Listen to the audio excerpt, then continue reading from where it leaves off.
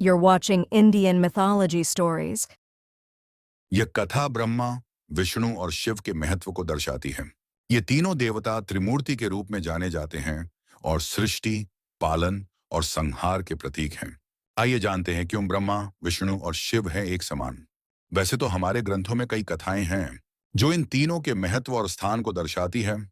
इन कथाओं में से एक कथा शिव पुराण से आती है, जिसमें शिव जी को सर्वश्रेष्ठ बताया गया है।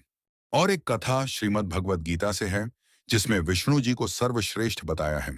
और तीसरी कथा सप्त ऋषियों द्वारा आती है, जिसमें तीनों के महत्व को समझाया गया है और ब्रह्मा, विष्णु और शिव जी को एक समान बताया है।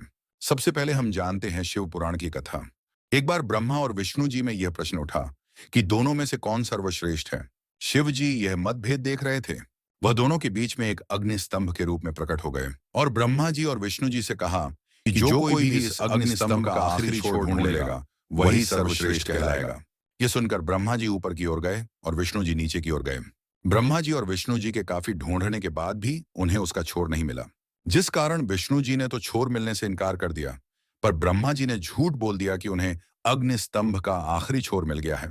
यह झूठ सुनकर शिव जी ने ब्रह्मा जी को यह श्राप दिया कि संसार में कभी भी तुम्हारी पूजा नहीं होगी, और विष्णु जी को अपने समान पूजे जाने का वरदान दिया। आइए अब जानते हैं श्रीमद् भगवद गीता की कथा के बारे में।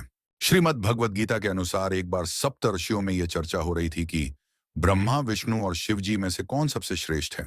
तब 7 ऋषियों में से एक महर्षि भृगु के मन में एक विचार आया, क्यों न त्रिदेव की परीक्षा ली जाए, जिससे पता चल जाएगा कि कौन सर्वश्रेष्ठ है।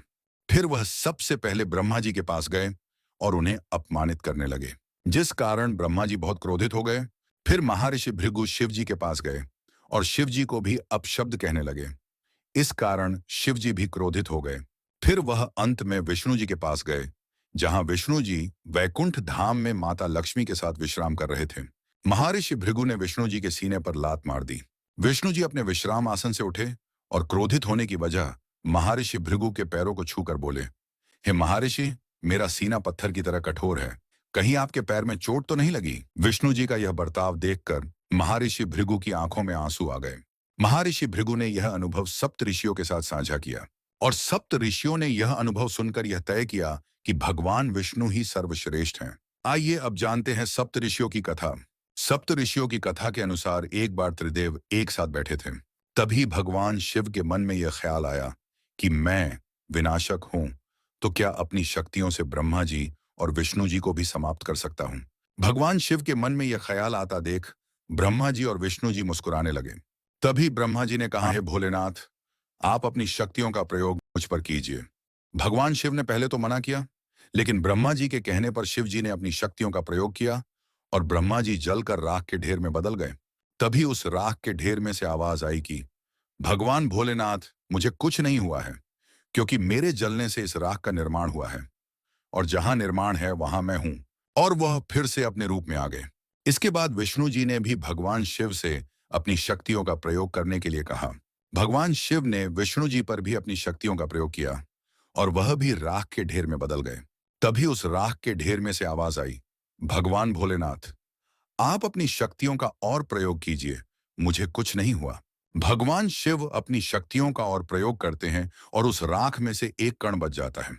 भगवान विष्णु जी उस कण में से प्रकट होते हैं और बोलते हैं, कण कण में मैं हूं, इसीलिए फिर मैं कण से उत्पन्न हो गया। यह सब देखकर भगवान शिव सोचते हैं कि क्यों न मैं अपने आप को ही समाप्त कर लूं। अगर मैं विनाशक ही नहीं रहूंगा तो निर्माण भी नहीं होगा और संचालन भी नहीं होगा। यह सोचकर भगवान शिव अपने आप को ही जलाकर राख कर देते। उनके साथ ब्रह्मा जी और विष्णु जी भी जलकर राख हो जाते हैं। तभी उस राख में से ब्रह्मा जी प्रकट होते हैं, क्योंकि जहां किसी भी चीज का निर्माण होता है वही ब्रह्मा जी होते हैं। ब्रह्मा जी के बाद विष्णु जी भी राख में से प्रकट होते हैं, क्योंकि जहां निर्माण है वहां संचालन भी होता है। और फिर उसी राख में से भगवान शिव जी भी प्रकट हो जाते हैं, क्योंकि जहां निर्माण और संचालन होता है वहां उनका विनाश होना भी अनिवार्य है। भगवान शिव ने इस राख की महत्वता को जानते हुए उस राख को अपने शरीर पर लगा लिया। इससे हम ये जानते हैं कि त्रिदेव में से कोई सर्वश्रेष्ठ नहीं, बल्कि तीनों एक समान हैं और एक दूसरे से जुड़े हुए हैं।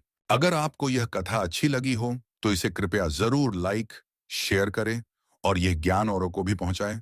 चैनल को जरूर सब्सक्राइब करें। धन्यवाद।